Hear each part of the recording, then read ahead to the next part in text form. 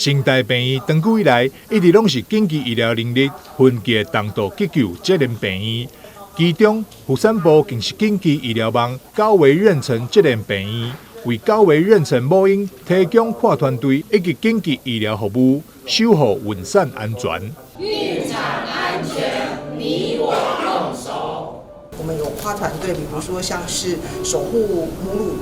南区母乳库，还有就是母婴亲善的这些活动，好，那另外的话呢，就是还有我们有那个像是那个产后大出血，哈，如果转诊来的话呢，我们及时就会在急诊那边启动我们的一个群呼系统。那我们整个团队呢，包含急诊，还有产儿科，好，甚至还有开刀房、加护病房，甚至还有放射科的团队都会集合在急诊，然后等待这个病人来。那只要这个转诊的病人一到我们医院的话呢，就开始紧急启动一个紧急急救的一个过程，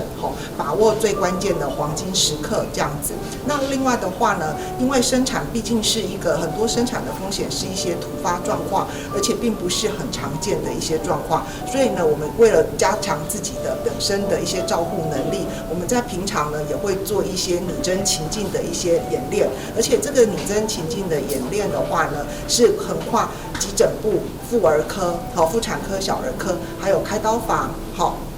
那另外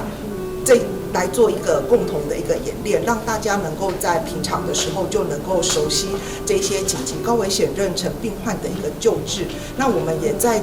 今年的9月16号呢，参加医策会的国家品质奖拟真竞赛产儿组的一个竞赛，荣获了铜牌奖。